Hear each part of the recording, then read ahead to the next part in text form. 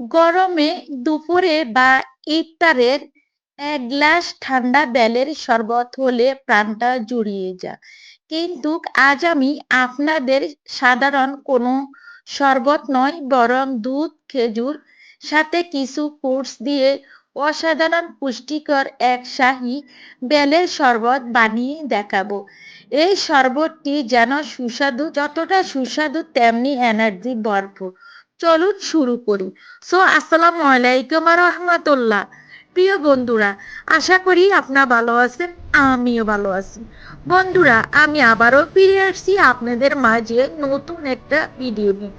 আশা করি আমার আজকের এই ভিডিওটি আপনাদের অনেক ভালো লাগবে, বাট অনেক উপকার। চলুন কথা না বাড়ি, এখানে আমি 3টি বেল নিয়েছি।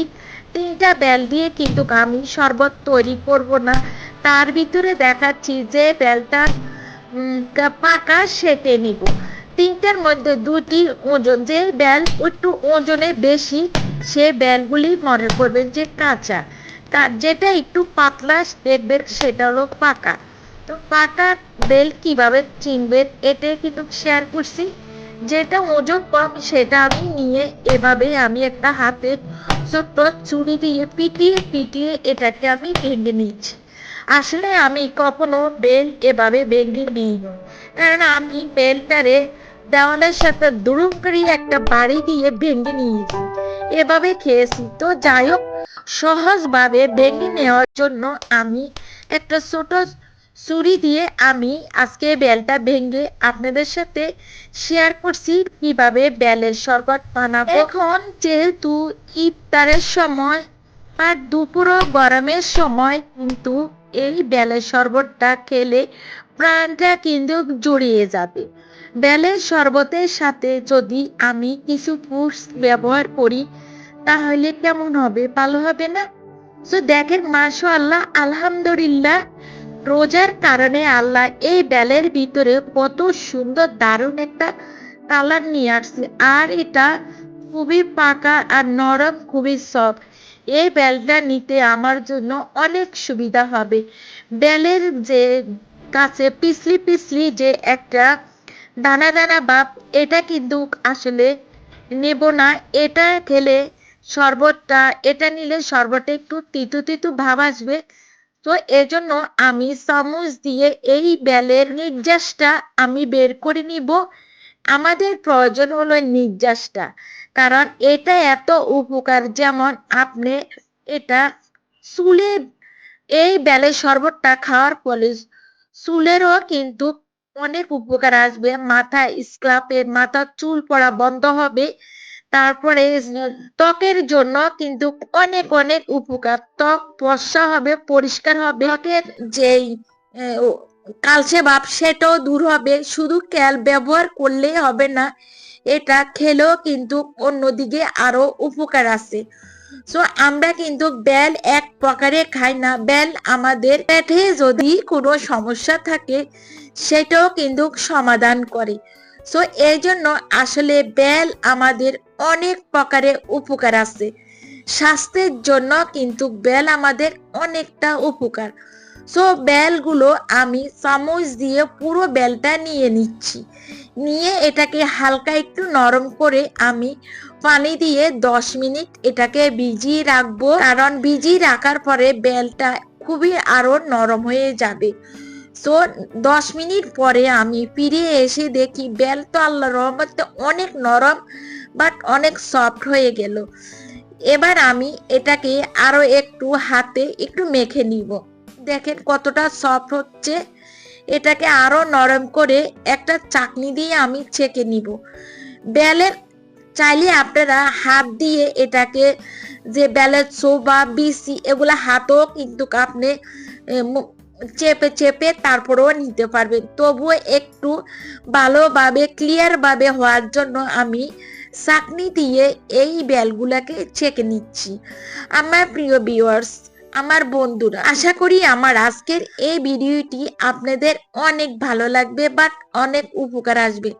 আমার যে সকল বন্ধুরা আমার আজকের এই ভিডিওটি দেখছেন বাট দেখবেন দেশ ও বিদেশ থেকে, কাছে ও দূর থেকে, সে সকল প্রিয় বন্ধুদেরকে অসংখ্য অসংখ্য ধন্যবাদ ও ভালোবাসা। সেই সাথে থাকবে আমার অনেক অনেক দোয়া।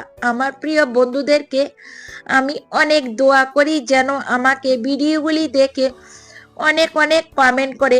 আপনাদের এক একটি কমেন্ট পড়তে আমার ভিডিও তৈরি করতে অনেক উৎসাহ আসে, অনেক ভালো লাগে। ভিডিও তৈরি করতে আর কমেন্ট পড়তে কতটা যে মজা লাগে, কতটা যে আনন্দিত লাগে, যারা পড়ে যারা করছে তারাই বুঝে এই আনন্দটা কোথায়। তো যাই হোক, আমি আপনাদের সাথে অনেক কথা বলতে বলতে প্রায় আমি এই বেলের যে নির্যাসগুলো এগুলো একটা চাকনি দিয়ে পুরোভাবে আমি ছেঁকে নিয়েছি। ছেঁকে নিয়ে তারপরে আমি অন্য আরেকটা বলে চাটনির গুলো যেগুলো ছেঁকে নিয়েছি সেগুলো আমি অন্য আরেকটা বলে ঢেলে নিচ্ছি। এবার এর সাথে চাইলে আপনি আরো পাতলাও করে নিতে পারবেন। সো এর সাথে আমি অ্যাড করব দুধ, জাল দেওয়া ঘন গরুর দুধ আমি অ্যাড করব।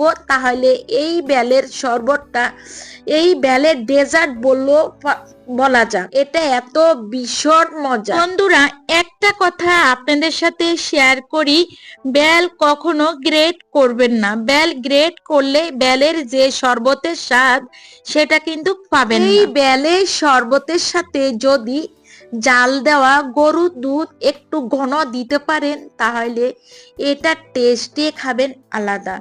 সো যাই হোক, এখানে আমি একটু লবণ দিয়ে দিচ্ছি আর এখানে জাল দেওয়া এখানে ঘন করে নিয়েছি সে দুধটাই দিয়ে দিলাম। দুধটা দিয়ে আমি এটাকে বেলের সাথে আর দুধ একসঙ্গে ভালোভাবে সমনিয়ে মিক্স করব।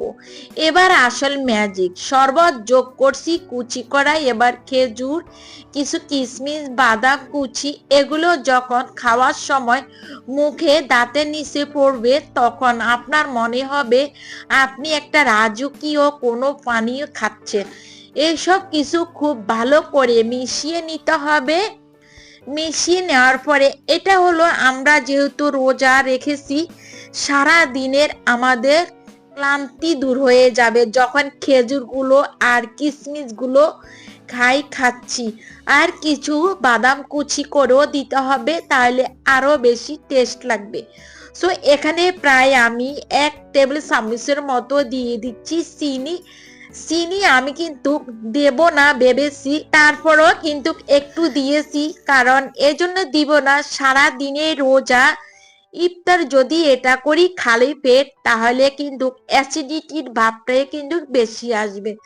সো এজন্য আমি সব সময় ইফতারের কোনো আইটেম তৈরি করার সময় চিনি বা মিষ্টি জাতীয় খাবারটা একটু পরে করি, বাট মিষ্টি একটু কম দেই। এভাবে দেওয়ার কারণে খেতেও ভীষণ ভালো লাগে। আমাদের একটু অ্যাসিডিটিটা বেশি, সো এজন্য একটু মিষ্টি চিনি এটা একটু আমি অ্যাভয়েড করি বা অ্যাভয়েড করার চেষ্টা করি। খাবো উপকারের জন্য, সেটা যদি অপকার হয় তাহলে এটা কেমন হয়। সো এজন্য আমি সবসময় চিনিটা বা মিষ্টিটা কমিয়ে দিই। সো এখানে পরিবেশন করার জন্য আমি ছোট 3টি গ্লাস নিয়ে বেলের শরবতগুলো নিয়ে নিচ্ছি। নিয়ে তারপরে এখানে আমি 1 মুঠ করে কিশমিশ দিয়ে নিচ্ছি। এই কিশমিশ গুলাকে 10 মিনিট আগে পানিতে ভিজিয়ে রেখেছি, যেহেতু এই কিশমিশ গুলো ফুলে একেবারে টইটুম্বুর হয় আর খেতেও কিন্তু ভীষণ ভীষণ ভালো লাগবে। আমার আজকের এই ভিডিওটি যদি আপনাদের ভালো লাগে লাইক দিন এবং আমাদের চ্যানেলটি নতুন হলে সাবস্ক্রাইব করে আমার পাশে থাকুন। তো যারা আমার ভিডিওগুলি দেখছেন সকল প্রিয় বন্ধুদের সাথে আমার আজকের এই রোজা হিসাবে অনেক অনেক দোয়া। তো যাই হোক, যদি আপনাদের ঠান্ডা খেতে ভালো লাগে হয়তোবা এর সাথে বরফ দিয়ে নিতে পারবেন, আর নতুবা ফ্রিজে কিন্তু রেখে দিতে পারবেন 10 মিনিটের জন্য। আমরা যেহেতু ঠান্ডা খাবো না, ঠান্ডাটাকেও কিন্তু একটু অ্যাভয়েড করে চলি, এজন্য এখন ঠান্ডা আর গরম পড়তেছে। ঠান্ডা খাওয়ার পরে গলা ব্যথা হয়, অনেকের জ্বর আসে, মাথা ব্যথা করে। সো এজন্য ঠান্ডার থেকে দূরে থাকার জন্য যথেষ্ট চেষ্টা করি। একটু যদি ভালোভাবে চলতে পারি বা একটু শুধু আমি ভালো থাকলে তো হবে না, আমার প্রিয় বন্ধুরাও কিন্তু ভালো থাকতে হবে। কারণ এখন সকালবেলা হলে অনেক শীত আর সারাদিন কিন্তু অনেক গরম পড়ে। সো আমরা কিন্তু ইফতারের সময় ঠান্ডা খাওয়ার জন্য একেবারে অস্থির হয়ে পড়ি। সাবধানে সবাই চলাফেরা করবেন, যেহেতু ঠান্ডা খাওয়ার ফলে অনেক সময় অনেক গলা ব্যথা হয়। সো আমার বাসাও কিন্তু যেমন আমারও অনেক গলা ব্যথা, আর আমরা একটু আসলে ঠান্ডা একটু বেশি খেতে চেষ্টা করি। আমার ছেলে বাট আমার পরিবারের সবাই আমরা একটু ঠান্ডার থেকে অ্যাভয়েড করি, চলার জন্য চেষ্টা করি। যদি আপনাদের ভালো লেগে থাকে, ঠান্ডা দিলে খেলে ভালো লাগবে, তাহলে বরফ দিয়ে এর সাথে খেতে পারবেন। এটা হলো আমার আজকের ভিডিও। প্রিয় ভিউয়ার্স, যদি ভালো লাগে প্লিজ শুরুতে একটি লাইক দিয়ে পুরো ভিডিও দেখবেন। তো ভালো থাকবেন, সুস্থ থাকবেন। আমি আবারও নতুন ভিডিও নিয়ে হাজির হব। আল্লাহ হাফিজ।